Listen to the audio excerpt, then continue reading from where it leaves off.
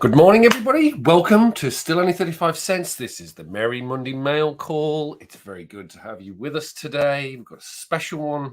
We're going to be focusing on Marvel UK and their Fury comic that came out in the late 70s. I've just also posted a brand new video this morning as well, which is about Marvel UK, and it's an interview with Alan Murray, who was the Marvel UK art director between 1973 and towards the tail end of 1978, 1979. So it's a really interesting video where you'll get to see or hear a lot about the Marvel UK history through the Bronze Age. Hopefully, if you can, go and check it out. I'll leave a link in the description down below. But yes, this is a follow-up video to that, and we're going to have a little bit of extra footage from that interview, specifically relating to the Fury comic book that we're going to be going through today. Now, as I say, if you're in the chat and you have any questions, please feel free to add them as we go. Always, I've also got additionally some extra books, so we'll see how we go in terms of timing around what other books we show. I've got a whole stack that have come in over the last week or so. The lighting's here not that great at the moment, so bear with me. One of the things I did want to share with you all is that we have a brand new backdrop, which I've been working on for the last few days. I'm still completing it, but as you can see, I'm trying to build out none of that blank space anymore. We're going to be putting a lot of the different collectibles and comic books on display. We'll sort of rotate them around. I haven't done a room tour as yet, and I'm not entirely sure how to do that because it's quite I wouldn't say a tight space, but it's a reasonably tight space. But you'll get a sense of what I'll do is I'll swap some of these out, and maybe we'll pull them off in some of the other shows that we do. But as I say, today it's going to be primarily about Marvel UK and their War comic. But yeah, have a look. There's a whole bunch of new stuff coming in, which you'll be able to, I'll take you through in either a mail call video or a normal video. But that's all coming soon. Hope you like the new backdrop. I've got to just put something on this side here, similar. I'm thinking of getting another black light set of posters and pop them here so people get a better display in terms of the whole piece. But hopefully you like the new studio setup. I'm really enjoying it.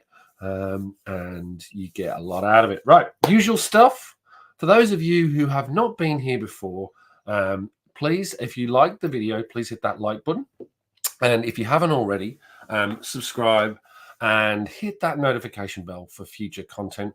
We do this show every week at this time, unless I'm actually traveling, but that doesn't happen too often. And then we also have weekly videos, and maybe over the next couple of weeks you'll see a few more because I have a whole bunch of CGC submissions that have come back from previous videos. So I'll be going through those. Again, there's a few questions around this new CGC authentication process that CGC have announced to sort of combat CBCS. So I'll be posting a video on that shortly as well. And again, if you're in the chat and you want to talk about that, I'm more than happy to. For those of you that are out there and would like to join the show, there's always an open invitation. And if you ping me or put something in the chat, I'll send the link to the actual show and you can join at your leisure. Right, so maybe with that we should kick off, and there is Cliff on Comics. Hello Cliff, it's good to see you. Already in love with the new CGC JSA thing. Me too, but I'm torn in terms of if I should submit books. Now I don't want to sort of ruin the video I'm planning at the moment, but I have a number of books that I'm like sitting on and going, well, I've already paid CBCS for this. Do I want to get it regraded? So I'm going to need actually the community's help in terms of whether or not I do it in the first place, but we'll see. Interestingly, I've got 3 more books coming back from them at the moment, which I'm waiting for before I do the video. So we'll see. We'll see if I use it or not. I think it's great if you find books in the world that have signatures. or you've got raw books that you need to submit. I think re-cracking CBCS is the one that I'm struggling with a little bit. So, but great to see you, Cliff. Always a pleasure. Can't wait for Heroes Con. All right, so let's switch this over to the overhead camera, which I'm apparently now getting really good at, according to Mr. Aitken. What's on the comic rack? Let's give it a go.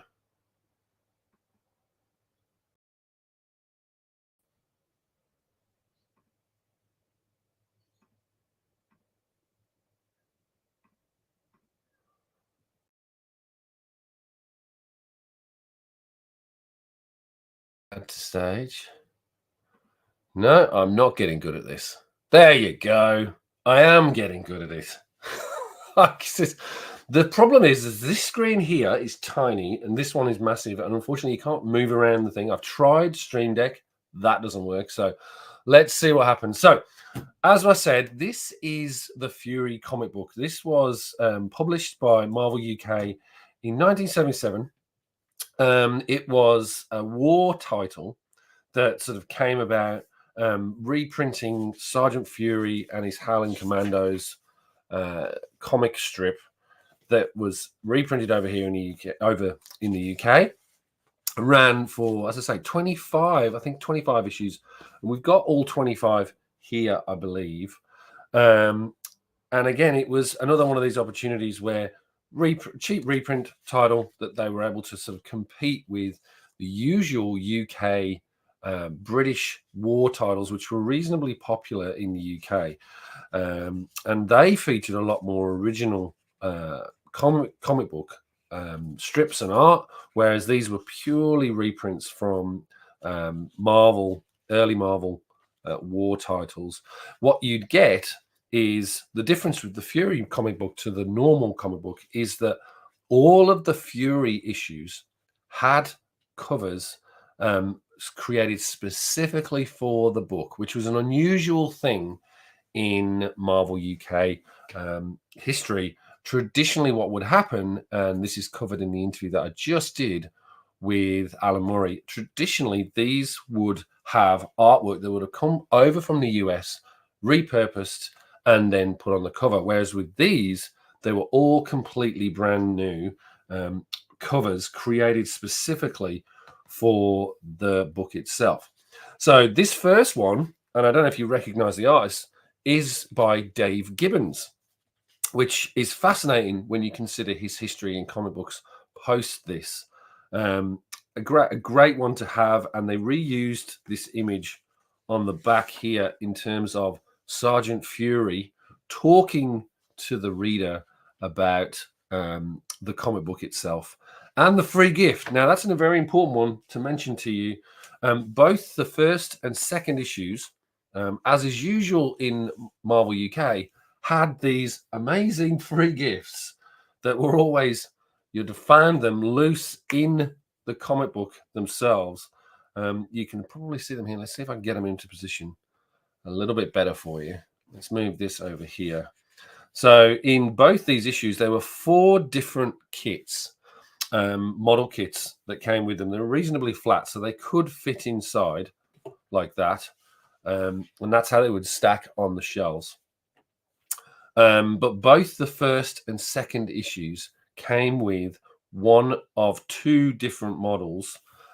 So in this one, you got one model. This one, you got one model, but there were 2 options for each. So again, they were probably trying to do model variants at that stage. But yes, this is a classic example of Marvel UK first issue. You always had to have a free gift. And for this one, it was these amazing little model kits, very thin, as you can see, right? So they would fit in to the actual issue. Debate for me is, if I do decide to send these in for grading, there's no way I should be including this in. With the Captain Britain books, you had flat cardboard, or with the Star Wars Weekly, you had flat cardboard free gifts. But a plastic free gift, I wonder what you would get from CGC in terms of the grade. Would they encapsulate it with the free gift inside, which is how this book came? Or would they take the toy out, grade it and give it a green label, or would they give it a blue label? Now, I don't know if I'm willing to risk sending that in to find out. What I might do is take a couple of these with me to Heroes Con and just get a sense from CGC team there, what they would do if this was graded, whether they'd send this back. I'm assuming they would send this back and it would hopefully not get a green label because this is missing. But yeah, who knows with CGC? It's depending on the free gift, it's neither rhyme nor reason. I do have some 2000 ADs number ones, which came with a space spinner on the front cover. Now, they do get a blue label. I think because of the recognition, they can't seal them in the comic book. So anyway, that's the model kits. And this is, as I say, issue 1. So you can see here, it's just standard Marvel fare, but this Dave Gibbons cover is quite interesting to see in its own right. Anyway, then you get these standard black and white reprints. You've got a great Sergeant Fury in his Howling Commando strip.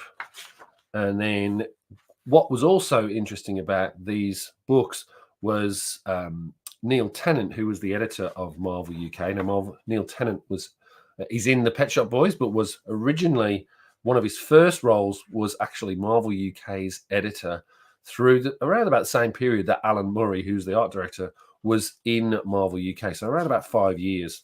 And what he would do is he would write these sort of editorial pieces because he was a journalist. And so this was an opportunity to talk about the planes and use his journalistic skill.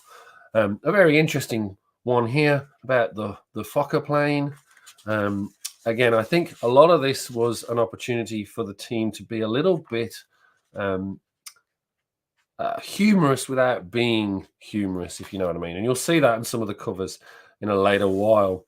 And then we finish off with Captain Savage and his Leatherneck Raiders. So again, you can see just pure reprints from Marvel's Silver and Bronze Age in terms of these stories. And these books are in reasonably good condition. So again, then what you get on the back cover in this one is a promotion for, yes, you guessed it, yet another sensational free gift. This time the jet, Captain Britain's Superjet, which never actually existed, but did in a free gift format. But there you go. That's promoting Captain Britain. So this would be in Captain Britain 24 when they switched to the glossy covers. So it gives you a sense of when the Fury came out. So Captain Britain was at number 24 of its, I believe, 39 issue run. So that gives you a sense of that, sort of a bit of cross promotion. Then what we get to is these amazing Carlos Esquera covers. Now, Carlos Esquera did every single cover to these issues of Fury throughout the entire run.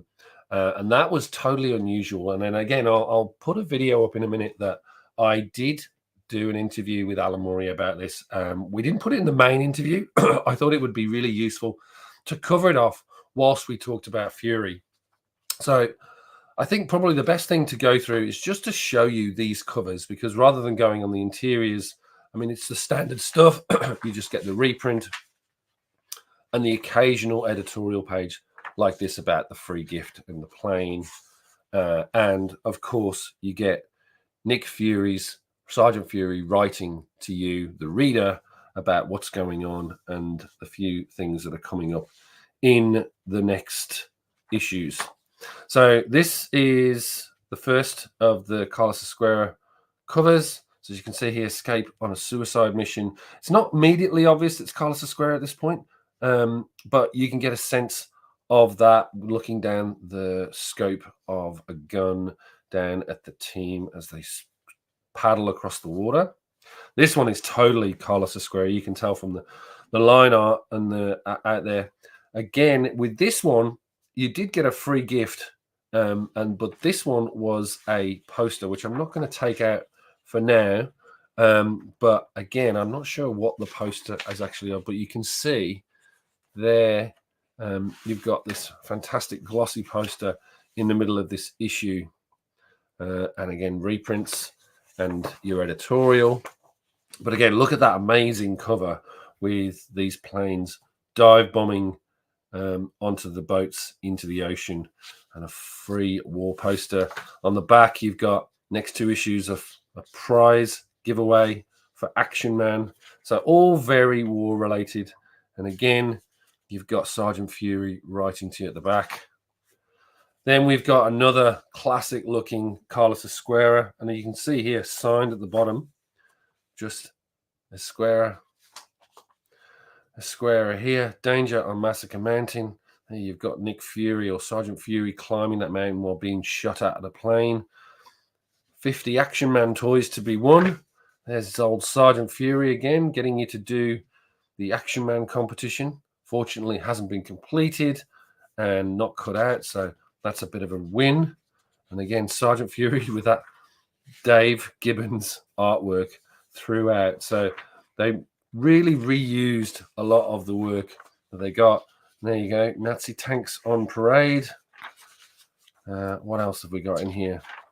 Have you seen these Marvel weeklies? So Captain Britain, there, number 26, Mighty World of Marvel, and Super Spider-Man and the Titans when the two titles converge. You can see here as well, Mighty World of Marvel, which features the Hulk, and bizarrely, the Planet of the Apes. At that point, the Planet of the Apes had been absorbed into the Mighty World of Marvel.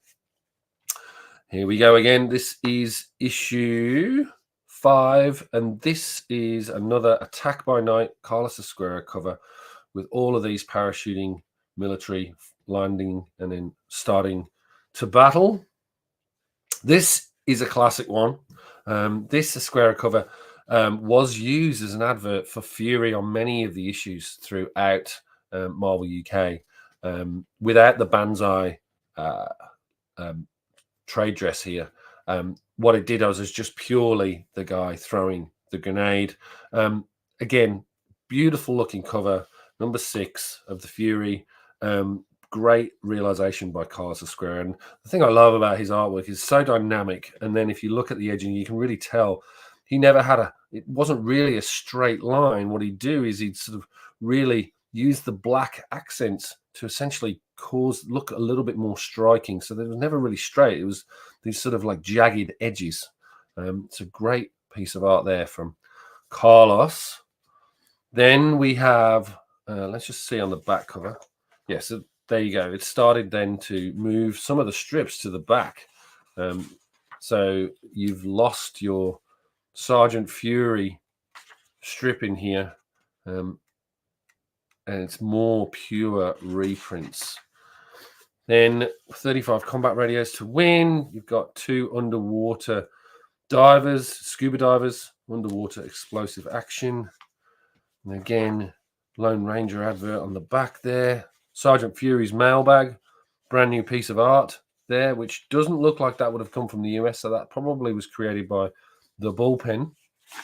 But again, pretty standard stuff. You really only want these books if you want the reprints, it's great. But I think the beauty of these books is purely these amazing full color covers by Esquerra. And again, you really get a sense of just how dynamic his art is, especially with this one. So this is issue 8. Nazi rocket base erupts into red hot hell with one of the soldiers jumping away from an explosion there.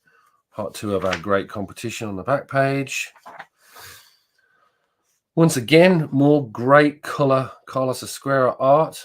Achtung, Achtung, Commando attack.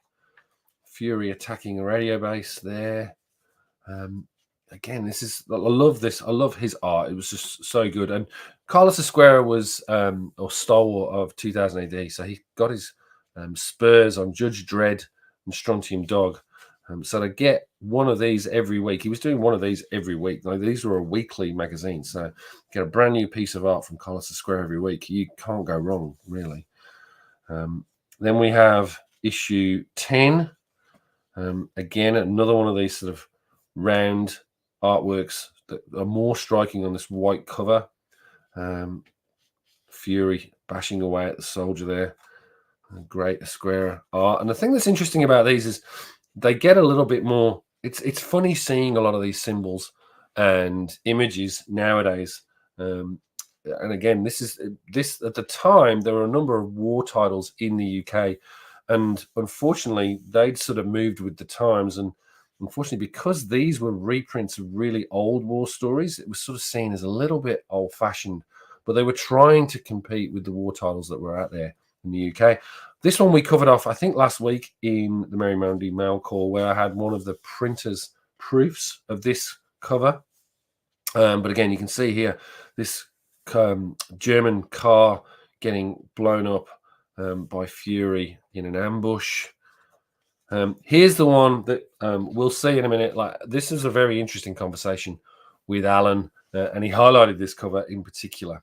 Now, this one is a fascinating one with Fury shooting down these planes with the line, "Here's one for Fury, Fritz," which they did question themselves whether they should put that on there. Is it a little bit stereotypical? And yes, it was. So I think this is the thing that's fascinating to see, just this little glimpse of history about what was okay, what was not okay. But great to see that Carlos Esquerra cover. Look at that. It's just fantastic. Then we got, again, German U-boat, Kill the Commandos. Another great cover by Carlos Esquerra there. Strange to see swastika on the cover of a magazine nowadays.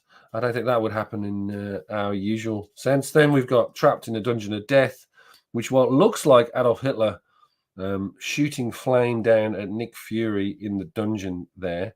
Again, bright colors, beautifully realized by Carlos. Then we have Night Stalkers through the streets of Berlin. So there's Fury trying to escape from being discovered in Berlin. And again, a nice, interesting poster on the wall there. And again, this is the 1970s, so, you know, you got to take it a little bit with a pinch of salt. Then this other classic one, most impossible task of all, Mission Capture Hitler. Again, classic Carlos Esquerra cover.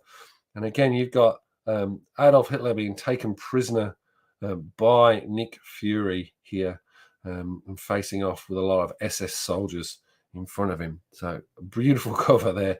And again, not something you'd see mostly today. Then we've got, let me just double check on the back covers of these, because at this point there's another interesting thing that was limited to the comics with Fury magazine. So for this cover, number 17, here we go, yes. So number 17, you get a couple of pieces of Carlos Esquerra art that have been repurposed. The first one is obviously of these planes going up in flames.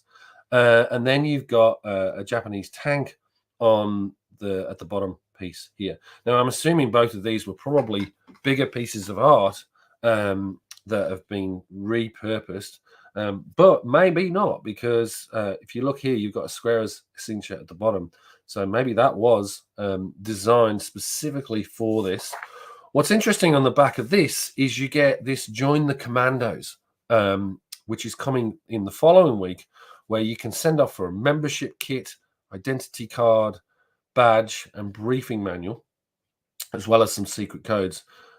So they were trying to do a club of sorts for readers of this, which is funny when you consider this is 17 and they only ran for 25 issues. So fascinating piece they were setting that up for within the issue so that you could join Fury's gang. But yeah, great cover there. And then you've got this issue, which is issue 18. Join Fury's Commandos with the details on the back cover. Fury in the jungle, watch out. And again, just very interesting the way that they've played this out. Beautiful, again, Carlos Esquerra cover with Nick Fury shooting into the jungle. And then another image they had to break out.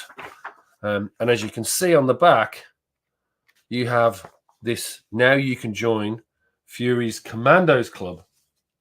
And what was great about this little collection is that I was able to get this set. The only piece that's missing is the actual wallet, club wallet. I do have the original letter that was sent from Fury's Commando. So this is Fury's Commando Club. To all Fury Commando Club members, you are now enlisted as part of Fury's Commando Club. Search out other members in your area by looking for boys wearing your official club badge and set about forming a command platoon. I don't have the badge either. Messages for Commando Club members will be printed regularly in Fury, as well as other features for club members. I hope you enjoy being a member of Fury's Command Club, even though it was short-lived. You should have a lot of fun Sergeant Nick Fury, signed Sergeant Nick Fury. And then what else you got was this Commandos card. So this was your identity card, ID card, Fury Commandos ID card. And then on top of that, you got the briefing manual. So you can see these on the issue here. The two pieces I'm missing, as I say, is the wallet and the badge. But you do get the Fury Commando Club briefing manual, very small briefing manual. But then you do get the secret codes that you can use in the issues as they went. So I think there might be one in this next issue here. Yes. So here you can use your code. Oh, maybe that isn't the one. No, anyway, we'll cover that in a minute. But yes, great little piece of memorabilia to own alongside the full Fury run. Might see if I can dig out and find either the wallet or the badge so that I can actually wander the streets with my badge and let everybody know that I'm part of Fury's Commando Club. Hopefully someone in my area, we can start a platoon. Anyway, back to the covers. So there we have Carlos Esquera, another one of his great covers here. Moonlight Mission for the Howlers. Make a midnight landing in Normandy and smash a Nazi convoy. Beautifully realized U-boat there, or sorry, submarine, and Fury and squad making their way on a raft to shore. I've got two of these for some reason, which is fine. Then we've got another great cover by Carlos Esquera here. This one of Fury punching a German soldier, SS soldier. Great realization of that in terms of the action there. And you can see this is that sort of line art that I was telling you about. Rather than a straight line, Carlos would have these sort of bumps or ridges to really accentuate the characters. This one you've probably seen before because I've shown this, because I do actually own the original art for this piece, which Alan put up for sale and I was able to secure. So this is a great piece of artwork where a German train is blown up, and you really get a power of that image. The actual original art is stunning as well. So this is issue 22. We're only 3 away from the end of Fury, unfortunately, at this point. And as you can see on the back, you'd get, again, they're starting to run different editorial material. There you have your Fury's command sheet in there. So they're moving bits and pieces of the Fury commandos in there. So you got your platoon members. This is a report sheet. So once you've built your platoon, you write down all the platoon members and send that into Marvel UK's headquarters. Great idea if they kept the title running, unfortunately. So this is issue 17. And again, beautifully stylized art with a very interesting symbol on the front. But as you can see here, Captain Jack Savage faces attack. Sergeant Fury under fire from Nazi snipers. So you get a really good sense of Sergeant Fury, Carlos Esquera, and these sort of opposing sides set about in these amazing images and logos, as you can see. And then more on the back, land that people forgot. Let's just see if they've got any more. So there you go. There's a secret code for you in one of the issues. So I could go and refer to my secret code set and work out what my briefing is to be able to go and do in between issues. So I'm going to have a look at that later.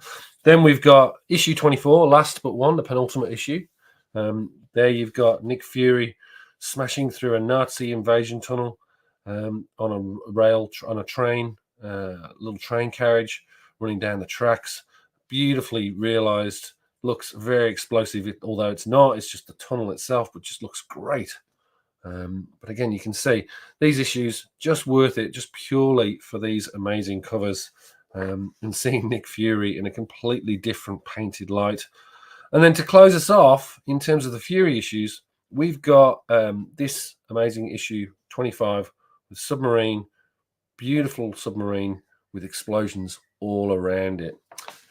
So yeah, and then even on the last issue, they were still asking teams to join the commando. So I'm assuming that a whole bunch of commando kits left over, so they wanted to sort of see if they could get rid of them. But unfortunately, with this being the last issue, and then I'm not sure which title it was absorbed into, but yeah, this unfortunately was the last issue. Now, while I've still got you all, what I will do is I'm going to show you an interview that I did with Alan on this. So I will bring that up. Let's see if I can find it. Here we go. A whole bunch of 2000 AD. Now, I'm not sure if you can hear this, but I'm going to remove this. Remove me.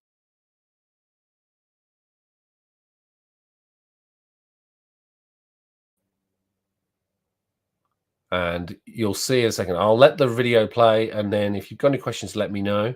But yeah, this was an interview with Alan. This is a follow-up to the Alan Murray interview I did the other day. But this is where we talk about specifically Fury comic, and it starts with a mention of Carlos Esquera. So bear with me. Hope you enjoy it, and I'll see you in a minute when the interview's finished.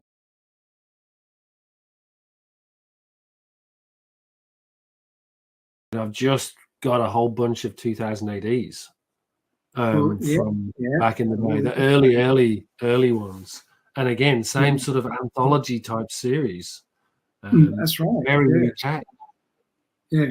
Now, yes, 2000 AD was a bit of a renaissance because that introduced Carlos Esquera to the British readers, and that really took off because it was something new, something different, something aggressive. I think that's what was happening at the time. You know, it was a more aggressive period, and so it was reflected in the reading material, the comics. Yeah. And suddenly we had Carlos Esquera illustrating for us. Yes, great stuff. In terms of Marvel UK, or just more like definitely in 2000 AD, because his run on just generally for in the style of weekly comics. Yeah, because I sort of like I remember he did. There was a Marvel UK war title which was very short-lived, I seem to recall. You're talking about Fury. Yes, I remember seeing the ads. It was always on the back of Captain Britain from memory. Again, were there ever any, prior to Des Skin coming along, was there ever any stories or anything created specifically? Were those war stories? Was there any war stories for that? Or was that all reprinted from the US? And yeah, it was always reprinted what was happening in the US. But that was down to Neil Tennant. And he could see that there was a vast catalogue of war stories, and Sergeant Fury was one of them. So it was his impetus that suggested, well, we could do a war comic. We used to back in the time. There was Battle or whatever, but they just died. And he said we could make a resurgence of new to the British reader, the war story. So that's how Sergeant Fury came up in his own comic. So it was basically a war comic, and that allowed Neil, being editor and a wannabe journalist, it allowed him to write features about war, about Dunkirk, and about whatever. And we used to get illustrations from wartime era to support the text that he was writing. So that was very much his own, or our own story comic, and we had a lot of fun with that. In fact, there's some wonderful stories with about Neil and Fury. And do you want to hear one of them? Absolutely, I'd love to hear any story. Like, I mean, it's a fascinating piece of history for me. The Fury book in particular. Yeah, it was fascinating. We had Carlos Esquera producing covers for us. And on the back of 2000 AD, there he was. He was offered a coloured cover to produce every week, and he relished that. And in fact, the way he was brought into our world was introduced as he was available to produce stuff. And the remit from the Esquerra people was that he quite willing to work for British, working from Spain, but he didn't speak any English. And so if you can get in touch to brief him, then go ahead. And Neil and myself, we always discussed all what was going on in comics, and he didn't fancy talking to Esquerra. He said, do you fancy briefing him, giving him a brief on covers? And I said, well, I'm fairly all right with French. Perhaps that might be a way in. Perhaps he might understand that. So in our first conversation, do you speak French? No, I speak French. But so we contacted each other with Pidgin English, basically, and I soon got the impression that he was more au fait with the English language than he'd like to give on. So, but nonetheless, I commissioned every cover over the telephone, and he was very receptive and very good about the excitement of producing a certain cover. And he sent pencil sketches for a front cover that we suggested, and we picked the best ones. Oh yeah, go with this one. Put some more aeroplanes in it or whatever. And he'd go and do the job and send them in. And there was one cover where he'd created this picture of Fury with a machine gun on the ground, trying to shoot down a Stuka that's diving towards him. And, in the usual Esquerra style, there he was, letting off these bullets and everything. And Neil had to put a caption or an introduction or a balloon out of the guy's mouth to give him the story. And he said, I know what we'll do is you have Sergeant Fury saying, okay, this is one for Fury, Fritz.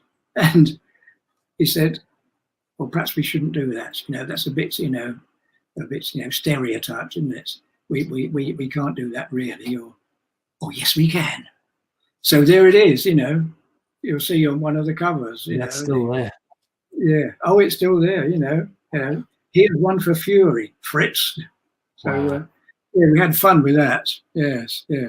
But I mean, for all the rest of it, it was all down to Neil. He said we've got to have a personal message from Sergeant Fury every week. So he used to come up with the spiel, and I used to letter it out.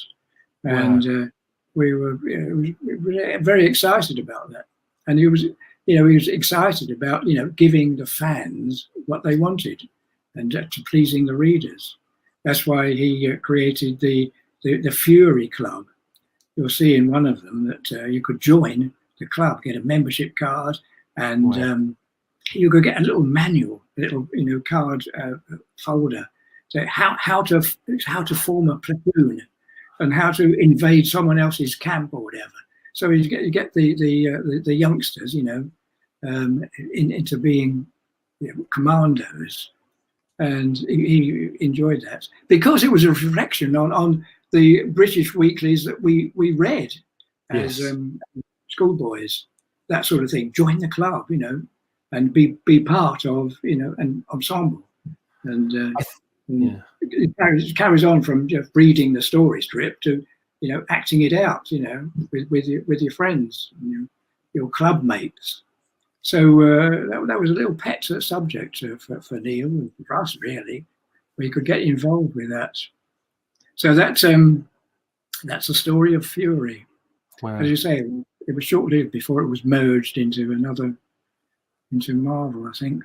Yeah, it's a funny one because you mentioned all the other books have got Marvel US team would have done the covers. Oh yeah, or you would have used, but Mm. Fury was its own separate entity where you were given that little bit extra free. Exactly. Yeah. Because it's engaging the readers, and that was where we were from. It was good fun for us and good fun for the readers as well. I think it went down well. Yeah, and I do agree with you. It's like if it was sort of like a hark back to those old British comic books as well, in terms of what you'd what you'd see in them as well. Exactly. Yeah. Brought it all back. And Alan, would that have been that again? That would still have been Nick Fury or Sergeant Fury stories in there. Yes, because there's quite a catalogue of story material. So yes, that was all brought in and used up, and because there was plenty of material to use, so we had a field day. Yeah. I mean, again, it's a funny one because I literally always thought that some of the art was created, and it's good to hear that there was some, which is obviously the Fury stuff. But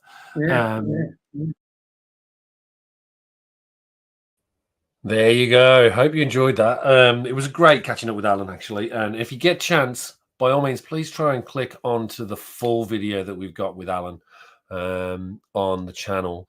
I'm just going to bring up the normal camera again. Let's just move this out the way.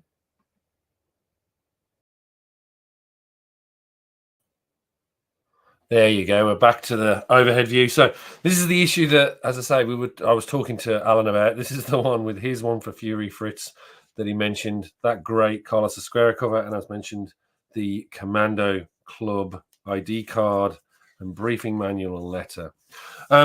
We've got about 20 minutes left, so I thought what I'd do is I'd also take you through a couple of a few books that came through this week as part of a bigger auction win. Not super high grade, these ones, but great little books to show you. Some of these I probably have shown before, but some of them I haven't. Some of them are sort of run filler, but thought I'd take you through them. So first up off the list, we've got Creatures on the Loose featuring Man-Wolf. This is J. Jonah Jameson's son, who turns into this wolf-like creature, very big in the 70s. I think it came before Werewolf by Night, but I'm really into this, and the reason why I'm into this is more because it's the first. If you get through the Creatures on the Loose pages, Man-Wolf was a Spider-Man villain, but then with Marvel Premiere number 45, George Perez started doing the art on this Man-Wolf story, which was much more of a Man-Wolf goes into the sort of cosmic, fantastic other war. And you can see here, it's a great example of early George Perez art. So that's why I'm into the sort of Man-Wolf issues, purely for the George Perez artwork. So I've got a few of these already. So these are over copies or reader copies that I'll put into the collection. But yeah, I'm searching for, and again, these are all UK price variants, by the way. Wanted to get these with a hope that they would be in reasonable condition, but they'll go in the PC. These ones not get graded. But it's fabulous to see these UK price variants of these classic George Perez artwork. Now, I believe Man-Wolf featured in the Marvel UK book Star Wars Weekly from memory, and that was my first exposure, not in the US comics. So it's nice to be able to go back and reclaim these. There's the house ad for Micronauts in there. Great Michael Golden art. So yeah, if you can hunt these ones out, I think Man-Wolf totally underrated, particularly the George Perez issues. Then I've got a few UK price variants of Werewolf by Night. So issue 7 here, Ritual of Blood. Great cover there. Mike Plug art on the internals with Jim Mooney on the inking. Another great Plug cover here from Werewolf by Night 13.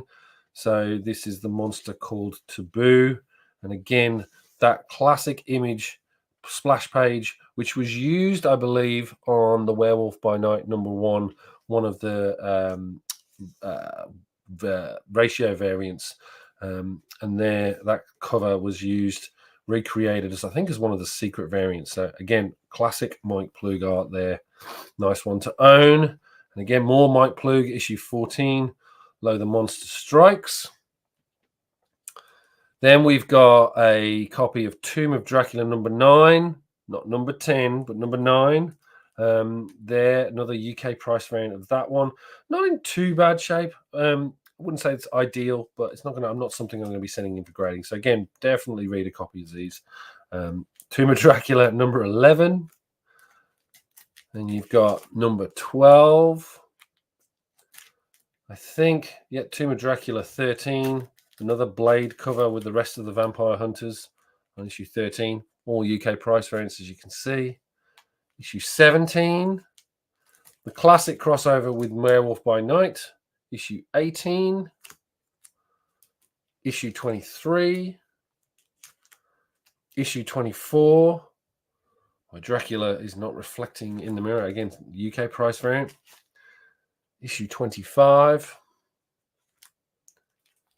Issue 26. And then I'm fortunate enough to be able to move to Frankenstein's Monster. This one's a US copy, though.